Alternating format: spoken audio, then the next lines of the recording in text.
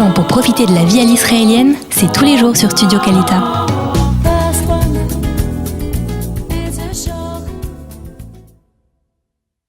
Salut à tous, je suis avec Isabelle Cohen pour les bons plans vacances, en tout cas les balades. Eh bien oui, parce qu'elle est guide, donc là, les balades vont être bien choisies, c'est sûr. Elle a aussi écrit un livre pour enfants, donc on part où aujourd'hui? On va voir quoi? Alors aujourd'hui, on part à Migdal David. Ah ben Migdal David, c'est encore à Jérusalem. Encore à Jérusalem. Voilà. Il y a énormément de choses à voir là-bas. Donc on peut préciser, parce que Migdal David, Ir David, les gens s'embrouillent un peu, se mélangent. Alors c'est où Migdal David? Migdal David, c'est juste en face de la porte de Jaffa. Donc on rentre dans la vieille ville et c'est juste à droite. En fait. Exactement, même c'est la forteresse. Tout à fait, c'est la forteresse qui protège et qui défend la ville de Jérusalem. Elle s'appelle la tour de David, mais elle n'a rien à voir avec le roi David.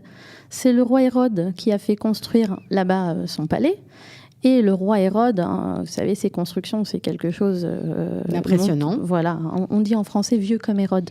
Voilà. Vieux comme Hérode, parce que les pierres qu'il a construites, les bâtiments qu'il a construits il y a 2000 ans sont encore debout aujourd'hui. Voilà. Et on voit d'ailleurs les pierres de la tour de David, elles font plus d'1 tonne chacune. Alors d'ailleurs, en voyant ces vestiges du palais d'Hérode, les Byzantins ont pensé qu'il s'agissait du palais d'un roi, tellement c'était colossal. Là-dessus, ils avaient raison. Mais en pensant à un roi à Jérusalem, ils se sont dit le roi David. Et c'est comme ça qu'ils ont donné un nom qui était une erreur, en fait, le nom de Tour de David. C'est à cause de deux qu'on se C'est à cause trompe. d'eux, exactement. Le nom est resté jusqu'à aujourd'hui. Ce qui est encore plus amusant, c'est que chaque conquérant qui a pris la ville s'est installé dans les vestiges de ce palais du roi Hérode et a rajouté sa petite touche personnelle. Donc ce sont les croisés qui ont fait faire les douves qui sont tout autour. Okay. Et les musulmans qui s'y sont installés ont fait construire une mosquée dans la forteresse. Et aujourd'hui, c'est le minaret de la mosquée qui n'a rien à voir. Voilà, qu'on voit dépasser, qui n'a rien à voir avec le roi David et qu'on appelle la tour de David. D'accord, bah alors merci pour ces explications Isabelle. Alors qu'est-ce qu'on y fait alors, qu'est-ce qu'on y fait cité de David? La tour. La tour. Attention. Ah oui, pardon, alors là, je n'ai pas allé du tout là. Voilà. Dans cette tour de David. Donc dans la tour de David, ce qui est très sympathique, c'est que c'est un château fort. Et pendant les vacances, le musée de la tour de David organise plein d'activités pour les enfants. Autour des châteaux forts, chevaliers, les princesses, tout ça. Donc il faut suivre, il faut vraiment regarder sur leur site. Bon, ce sont des activités qui se déroulent en hébreu.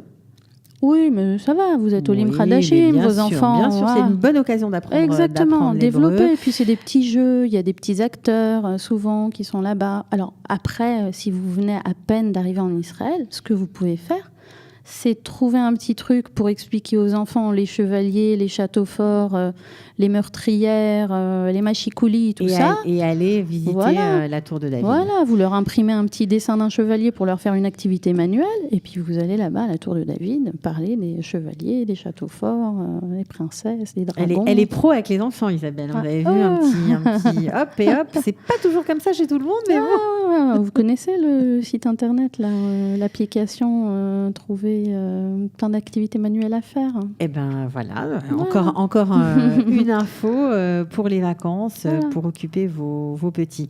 Il y a autre chose à rajouter pour la tour de David? Alors le son et lumière. Ah ben voilà. Ceux qui n'ont pas eu l'occasion. Magnifique. Ça fait déjà pas mal de temps qu'ils tournent, mais ceux qui viennent à peine d'arriver, qui n'ont pas eu l'occasion de voir le son et lumière à la tour de David, ça il faut voir. Et puis le son et lumière sur les Chomotes, on vous le rappelle, à l'occasion si vous l'avez raté, c'est jusqu'au 17 juillet. C'est tous les soirs, je crois que c'est 20h, 10h, 20h, 21h, 22h, voilà. Ouais. C'est gratuit, c'est magnifique, c'est carrément époustouflant, vraiment ne le ratez pas. Ouais. Allez-y, installez-vous à la Mamila, pourquoi pas. Ouais. Buvez un petit café, vous allez vous régaler. Voilà, c'était les bons plans vacances avec Isabelle. Merci.